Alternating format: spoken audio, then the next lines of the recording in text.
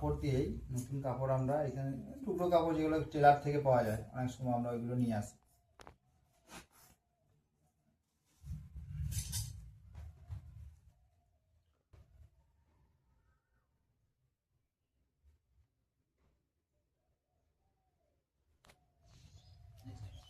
আমরা একটা তুলি অলরেডি তৈরি করেছি।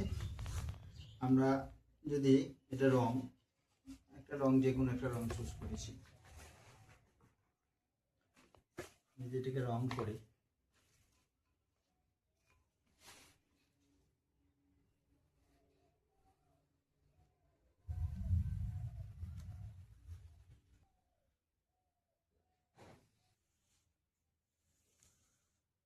এবার এই রংটা হয়ে যাওয়ার পরে এটা স্পিড কালার।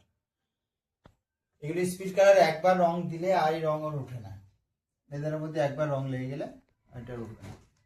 এবার আমরা দেখতে পাচ্ছি ওখানে বিভিন্ন কালার, বিভিন্ন বোতলে বোতলে রং আমাদের রেডি আছে। যখন যে কালারটা আমরা ইউজ করতে মনে হবে আমাদের, যেটা যখন আমি ভাববো যে এটা এই কালারটা আমার এখন প্রয়োজন আছে, তখন সেই কালারটাকে তুলে নিয়ে আমি এইভাবে রং করতে পারবো এবং সুন্দর করে সেটাকে সাজানো যায়। এই কালারটা অ্যাকচুয়ালি আমি এখন হাত দিয়ে করছি, কোনো ফিঙ্গার ছাড়া।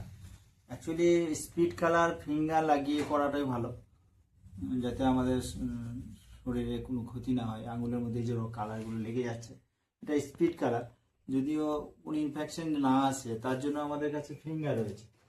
এই ফিঙ্গারগুলো আমরা ইউজ করি, প্রত্যেকটা ফিঙ্গার আলাদা আলাদা করে লাগাই, তারপর আমরা কাজটা করি। যেহেতু আমি এখন এই তারাগুলোর মধ্যে লাগাইনি আর কি, বলে এটা কমপ্লিট হয়ে গেল। এটাকে এবার আমরা পলিশ করতেই পারি।